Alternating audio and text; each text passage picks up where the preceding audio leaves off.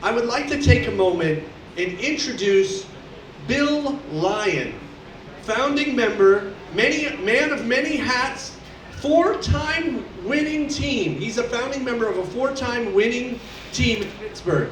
They won twice for Best Horror and twice for Best Normal 48. Gaff tape and a prayer. Gaff tape and a prayer. Please give it up for Bill. He's going to tell you some helpful hints. Thank you, BJ. And hello, everybody. I am also very loud, so I'm going to hold this down here so I don't blow my eardrums out and yours. Hi, everybody. I am super excited to be here tonight. Like PJ said, we have won 48 four times in our years of doing this. We've been doing it almost 10 years. It'll be 10 years as of next year.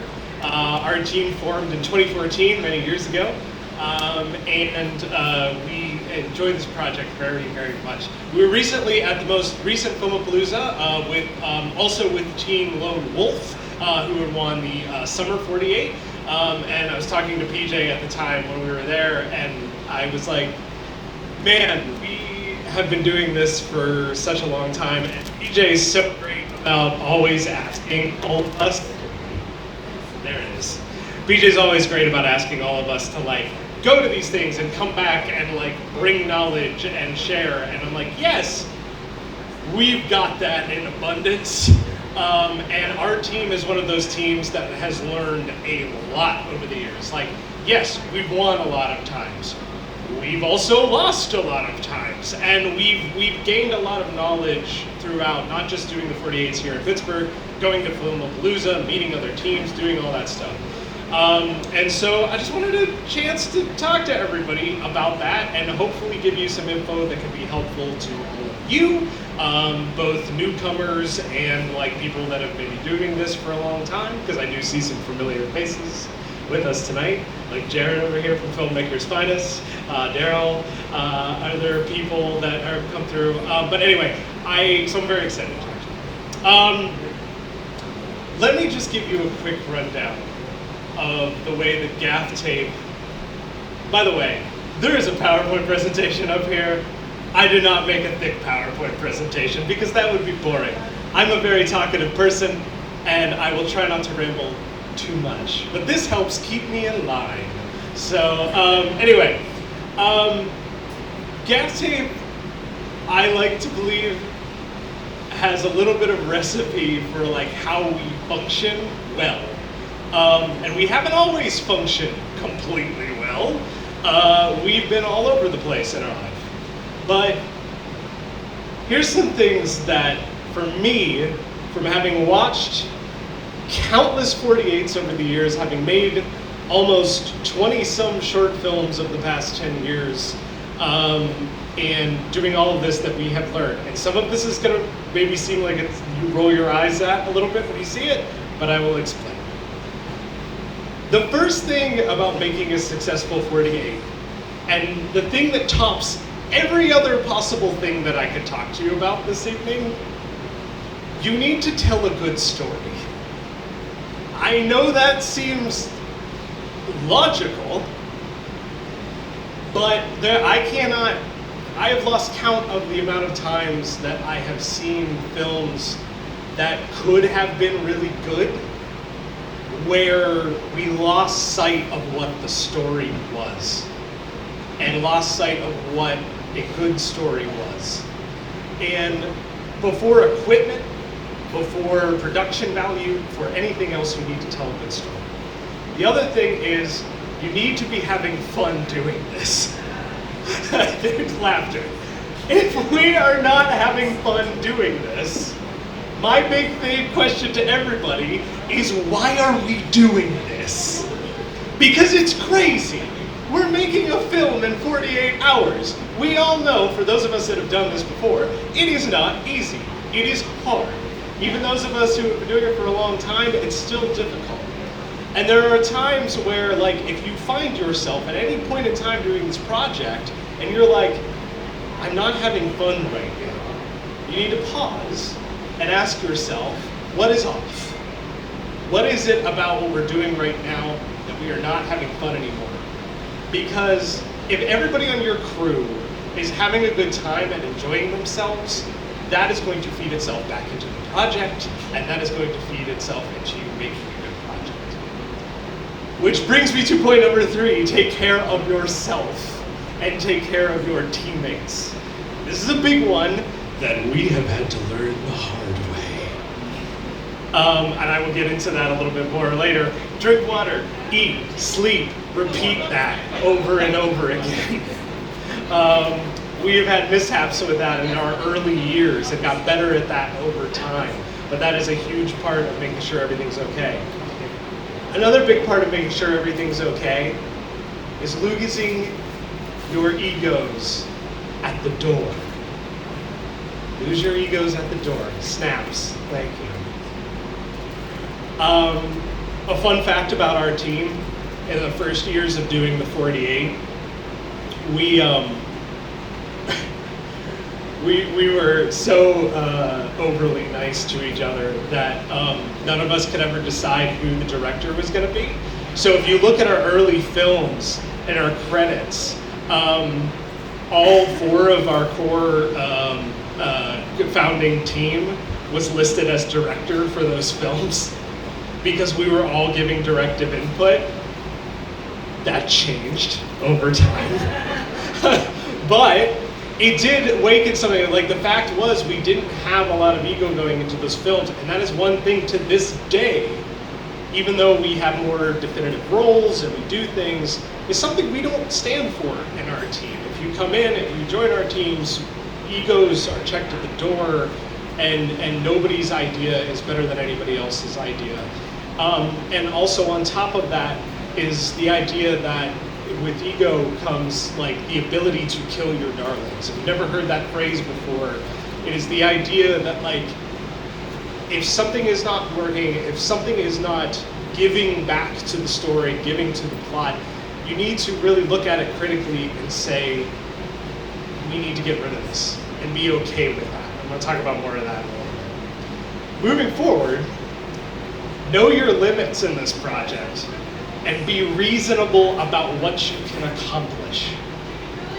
I know we all have huge ideas. We all have big ideas. We all have these grand sort of concepts we would love to pull off. You have 48 hours and you do not have a lot of time. You may have limits in the equipment you have, the actors you have, the locations you have. That's not bad. Limits aren't bad, but know what your limits are and how to make the most of them. Be reasonable with what you can do, which brings me back to point number 6, tell a good story, which is the only thing that matters. We'll drive it back down. All right. Woo! So let me give you a quick intro on my team. My team started in 2014 doing the 48-hour film project. There's all of us looking very young and naive. And like most of you who are doing this for the first time or doing it for a long time, it started because somebody was like, hey, you want to make a movie over the weekend? And instead everybody else going, huh? What is that? And we, fun fact about our team, we all met each other while working at the Apple Store in the Ross Park Mall. We were all Apple Store employees. Most of us, there's a few members that I've known from a ways back, but for the core of our team, we were Apple Store employees. And it just came about, and we had this attitude going in 2014 of like, we all had backgrounds like from college or different stuff, doing some film, doing some other things, and so we knew that about each other, and we're like, oh, this sounds like a fun weekend. We didn't think we were gonna like win anything. We were just like, we were also like, we had no equipment. We had like the bare bones of anything. We were just like, let's do this. This will be fun. Like, we could, make something. It'll just be a good time over the weekend. Spoiler alert, for those who don't know us, our first year competing in the 48 in 2014, we won Best Film. Thank you. That came as a very big surprise to us. The 2 biggest things we have learned over the last almost 10 years of doing this have been these 2 things, and these are bigger than anything else that we have pulled together. and I hope to like drive into your skulls tonight. Which is one. Again, I go back. You will always have limitations in this project. That is okay. It's a limitation in actors, settings, whatever, gear, it doesn't matter. You always have a limitation of some kind. Learn to use those limitations to your advantage. I'm going to show you some of the ways that we've done that in the past, because like that is the thing, knowing what our limitations were helped us make a better film, and not just looking at them as limitations. It's like, oh, well, we can't do this. And I've seen 48s where like people don't think about their limitations and they just go, well, like, well, we really want to do this thing, but it doesn't end up being everything it could be because like they didn't consider what the limitation was. And like, it's okay, it's not to stop you, it's just to think about it and make you more creative in the process. Second point that I want to say that we've learned is that over anything else, more than gear, more than production value, story and craft matters. It matters here in Pittsburgh, it matters at Filmapalooza, it matters everywhere. Story is at the core of the films that turn into the top of the top of the top. They have a story that is clear and concise and works for their genre. These two, I have a lot of pictures in here from our past BTS. That picture on the right of me as a cowboy was from a film where we did not consider our limitations. That is a film where we pulled Western that year, and we tried to do this heavy dialogue-laden, like, Western in a park somewhere, in South Hill, with only shooting in like this one direction of the park because I wrote too much dialogue because I'm a dummy, and it was a complete mess. Similar, like on the left was another one where like we had a decent story, but again didn't know our limitations, and that was a film which I will get to later. Was the first film we were ever disqualified for because of some big mistakes that we made. This picture here I put up because this is going to summarize everything that I have to talk about today. This is from the first film we ever made in 2014, Last Man Standing. Everything you see in this picture was the entirety of the gear that we had for that weekend.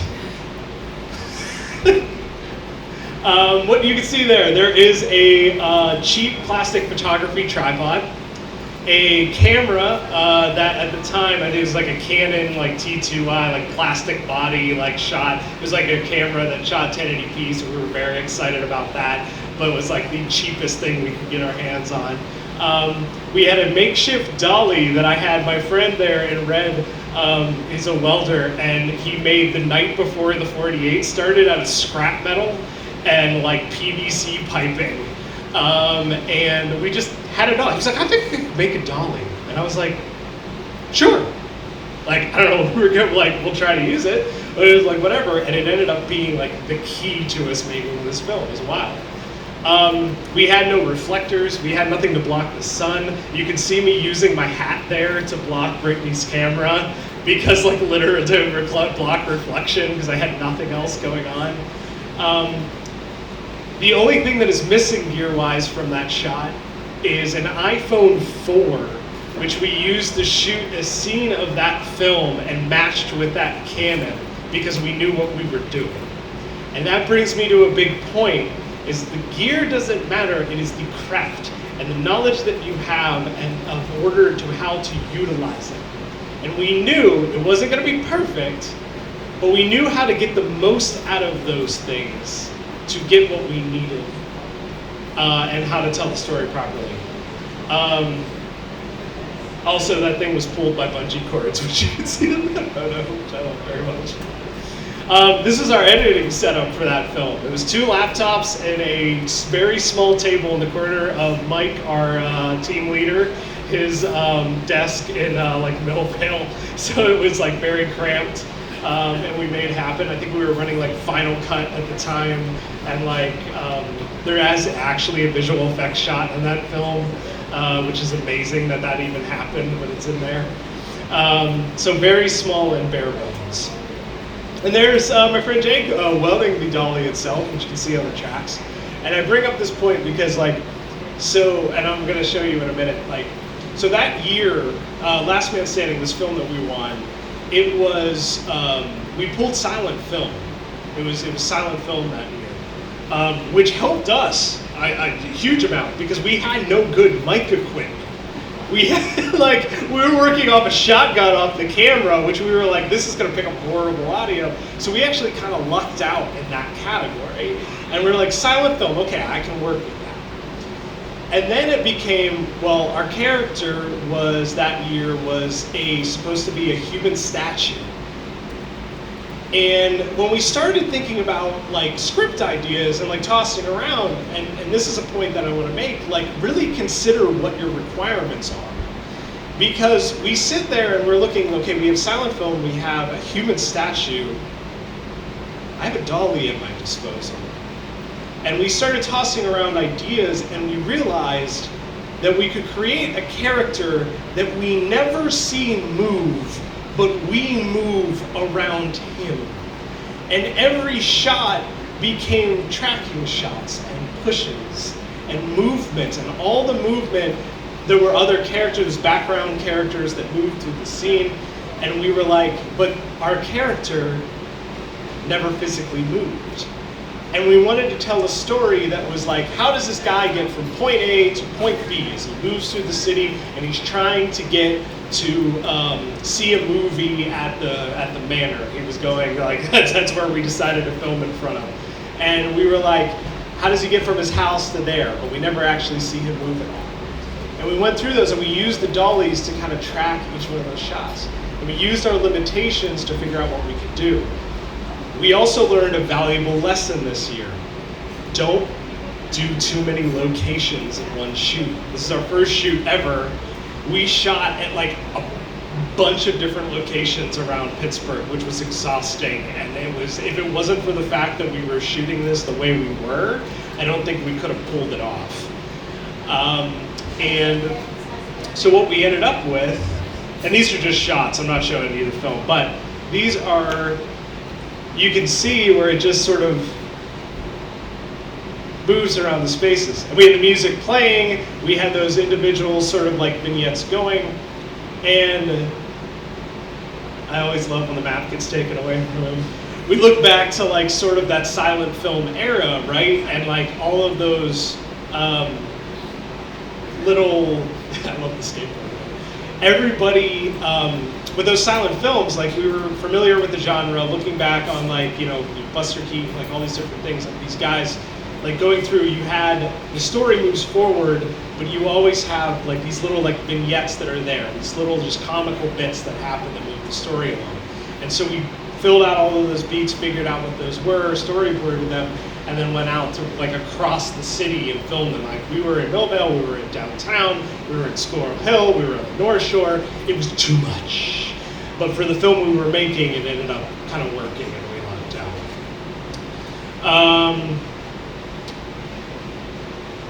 And so we won that year. To great applause. We ended up in Filmapalooza in Hollywood, California that year, which is amazing. We were surprised as all heck that we made it there. Because again, like I said, it was just bare bones. We went into it with this attitude of we're just gonna have fun this weekend and we don't have a whole lot to work with, and who knows. We were happy with what we made, and we spent a lot of time thinking about it. When I think about those, planning out what the beats of that story were going to be, I think of sitting with our teammate Jake and till 2 or 3 in the morning making storyboards, because we wanted to know exactly how this was going to work, and that helped us out in so many ways. And when we wrapped and finished that year, we were just completely flabbergasted at the fact that it worked, because there was a lot of great films that year, as there are every year. But we realized afterwards, and after we talked to people, we had a really concise story, and it worked. Like I said, we shot on that Canon and an iPhone, and I mixed them. There was a scene on the, that was a limitation, because we couldn't actually film on the T station. They were like, no. And I was like, but you don't have any signs up. and there's no anywhere, and we're just doing it. And they were like, no, and I was like, break out the iPhone, we're doing this guerrilla style. And we mixed it and we made it work. And it happened. Story, which brings me back around. I want to talk a little bit about how we function in the writer's room and how we've evolved over the years. Our writer's room has always been a very, very collaborative. It's always been very collaborative from the very first time that we started. When you get into the writer's room, you may have somebody designated to your team who is your writer. That's great. But, like, one person can't do everything. And you have a team of creatives at your disposal. One of the things we love to do, like on our writing team, is making sure we're having like a actual writer's room at the beginning, starting to swap ideas, taking notes, and more importantly, not getting too attached to any one idea. I've seen this happen way too often over the years, where like somebody throws out an idea, gets like really attached to it, and then it's like, well, we gotta do this, we gotta do this. It's like, now, if everybody's in agreement and is like, yes, this sounds like this is what we want to do, like, cool, that's great. But like, toss around those ideas, really think about it, really let it fester a bit. Again, going back to what I talked about killing your darlings earlier, I'm going to go to this recent year. So like last horror sci-fi project. So that was the latest one that our team won, was last year, the horror sci-fi project from 2022. And I was up late writing the script with Rick, who's my writing partner that year. We were sitting there working on stuff. I had written pages of stuff together, and we reached a point. I was looking at it, and I'm like, I turned to Rick, and I was like, we're long, like we're too long. Like, you know, you're talking about like a page is roughly around a minute, you know, film time. Like I was like, we're long. And I just looked at him and I'm like, after doing this for 9 years, I highlighted like 3 pages and just hit the delete button and started over. And it was because I knew from experience, like I couldn't be precious about it. And I wrote dialogue in there I was really happy about. Like there was dialogue that I was like, this is really funny.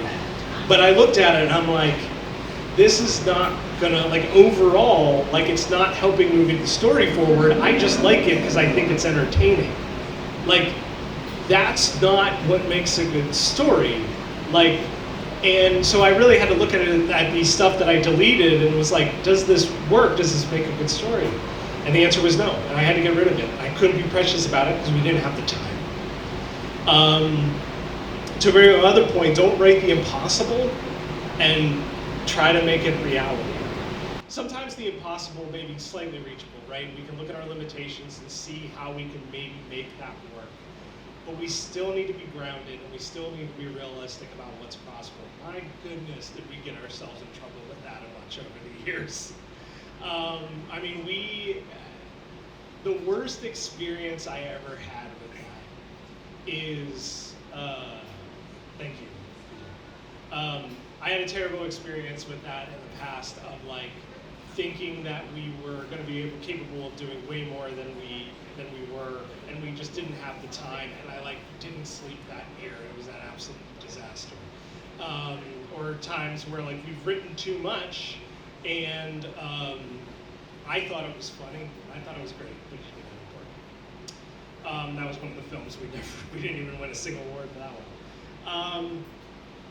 Big part of the writing stuff, and I'm just going to go through these real quick because for those of you who are writers, this will be like no duh, but for others who may not, understand who your characters are, understand their motivations. It's a big one. Lots of times I see like films where I'm like, I don't really think people thought about what their characters' motivations were here, or why they were doing what they're doing. Make sure your film has a very clear beginning, middle, and end to that film in some way, whichever way it forms, because again, I've seen films where it's not clear what the full arc of that film is.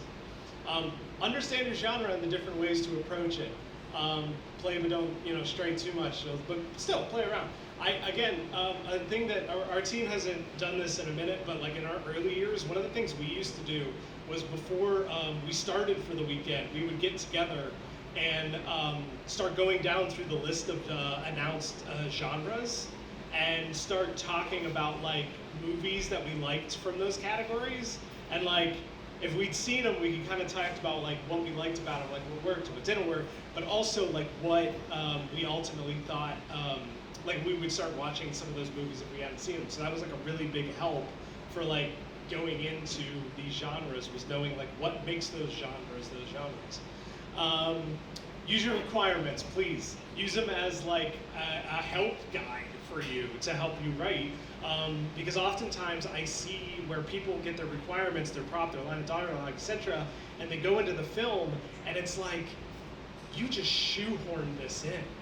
Like, and that's okay, like sometimes you can't come up with the idea of how to use it, but like, how much better is it when you can come up with a really unique way to get it in there? And there's awards for that, which is great. So really use them to help you guide your writing process. Planning is, we have gotten better and better at planning over the years. We used to be terrible at planning. Like I said, we were a group of maybe like 4 people when we started. And one of those things was we would just go into the weekend and be like, whatever happens, happens. And we'd make some storyboards today and it was fine. We've gotten much better at that. Storyboards obviously are hugely important. If you can't draw, that's okay. One of the things we started doing was when we were in a bind and we didn't have enough time to draw things out, we started taking like and going around the space and just taking photographs of what the shots were gonna be so that we could reference them later and actually look at them as a quick visual storyboard, which was super helpful. Use those to create yourself an actual shot list and schedule. We did not have good schedules for a long time. That hurt us tremendously.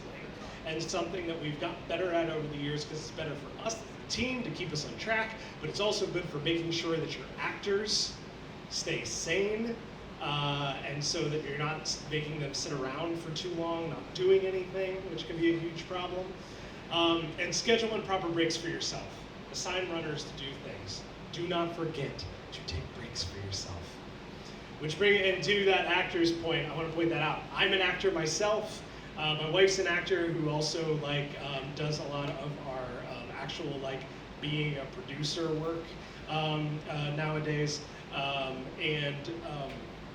So I'm fortunate to have a lot of actors that we kind of pull from. But please be kind to your actors in these films. For those of you that are actors in here, I know you appreciate when your time is considered. So please consider your actors' time. When you have those schedules, when you have things blocked out, you can make sure that you're getting them in at the right time, so not taking up too much of their time. Also, don't make promises you can't keep. We have a long-standing rule in Gaff Tape and a Prayer. Early on, if anybody ever says they want to be a part of our team, we're ever taking anybody in, I am honest from the get-go. I tell everybody, I'm happy to have you 100%. I cannot guarantee you that you will have a role. As a fellow actor, I do not ever want to guarantee you can have a role because I do not want you feeling bad that weekend that I could not use you. We have great acting pools now that you can get a part of and on if we can, but when we write a script, we want to make sure that script at the first and foremost, and that story is the best it can be, and so we don't want to shoehorn characters and things in there that don't need to be there just because we need to we promised somebody we were going to put them in the movie. But if that's the case, don't promise people things you cannot keep. Pre and post-production stuff. This is something that if you're a small crew, which we were, logistically probably, the smallest our crew ever was 1 actor and 3 people in the crew, including myself. And we had very little time to get that film done. It was not fun. But we had to figure out ways. We learned a lot that year about how to break up tasks and actually we need to to get through to keep our sanity. Which brings me to a point, practice a lot before the 48. If you have time, which you do, test out your gear. Test out your workflow of post-production. If you haven't done that, I highly recommend it. You'll find kinks in your armor, things that aren't working, and ways we do that more and more now, where we used to not, where we sit down beforehand and figure out what our workflow is going to look like so that there's no question about it when we go in. This is what's going to happen. This is who's getting this. This is who's doing this at what time, and it keeps things flowing better. Okay, Filmapalooza. We've been there 4 times, the 4-Timers Club, and enough over the years. All over the place we have been. And there's some lessons that we have taken back from that. I love the fact that over the years I've gotten a great chance at Filmapalooza to talk to other filmmakers from like over the world, to see their films. And when you're there, I mean, it's the top films from all over the world that have done the 48. And that's amazing. Those films, like, blow me away every time I see them. Our team, we've never gotten past Filmapalooza. We've never made it to Cannes. But like the films that have, they deserve it. And they've done really well. But the 2 biggest things that we've ever learned from those Filmapaloozas over the years goes back to what I said before, being humble and everybody learning from each other. That is one thing. We've talked to a lot of teams over the years about how their crews work. That's helped us bring back. That's what I'm trying to do for you now, and will continue to do if you ever have any questions. And the other is too, again, story matters. Story really, really, really, really matters. The top film from this past year's Filmapalooza, the one that ended up winning Best Film and going on to Cannes, we all sat there, Gaff Tape and a Prayer, Team Lone Wolf, PJ, and we all said afterwards when we watched it, this film could have been made in Pittsburgh. And we were looking at all the teams that were the top that year at Filmapalooza, and there were some gorgeous films. Films that I looked at and was like, we do not have the gear for that, we do not have the crew for that, we could not have pulled that off. None of those teams won Best Slot. They won awards, and they were well received, but this film, which was from Jacksonville, had a simple premise to it, and a simple production, and had a very clear story. And it could have produced by any team here in Pittsburgh. I truly believe that. Visually, and I don't know if we have actually time to watch it right now, but it's not really time right now. I did bring it up. But, yeah, PJ will upload it later if you want to watch it. Because this film, really, I ask you to go and watch it because hopefully it'll inspire you, because it really, I promise you, you look at it, it could have been made by your team, or my team, or anybody else. And we've seen that every single year we've gone. But this year in particular, this one really stuck out to me, which was pretty crazy. That being said, all of that jazz, because I know I'm running out of time. Once again, Gaff Tape and Prayer is our team. You can find us online, also our YouTube channel at Gaff Tape Prayer. I invite you, not just because I want the views, but I do invite you to certainly go over, and if you're curious, check out our catalog of 48s, because they're all on there. And you will see from 2014 till 2022 a huge difference in everything that we've accomplished, but a very clear voice throughout all of our films, which I think has worked really well. I guess I am open for question time. If people do have questions, I will toss it out to you.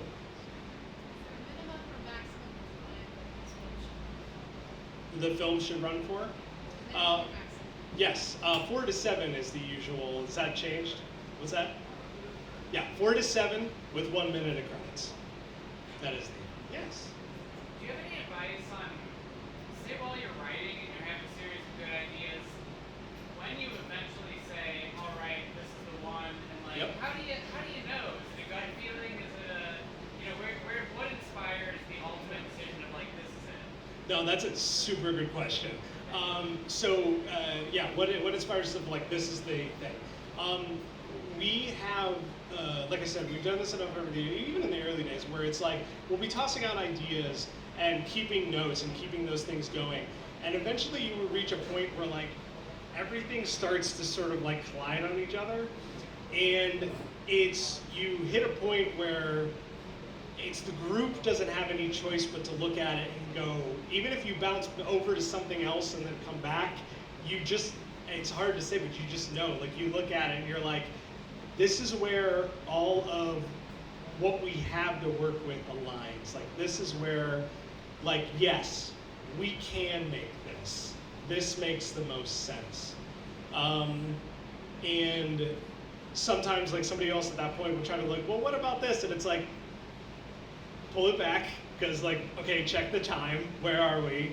And then it's also part of that too, of like, where are we in the course of the night, and the fact that like, how late am I gonna be writing? But you kind of know once you reach it, but having that collaborative effort to kind of bounce ideas off of really, really helps. Yeah. Totally. Bouncing off that, like, how important would you say the chemistry of the group is? No, that's a really great point. I mean, chemistry is huge. Like I'm very fortunate. The chemistry of our group since the beginning has been good. Doesn't mean we haven't gotten in arguments in the past. Our team leader, Mike, and I have gotten into it in the past over various things that I was like super passionate about.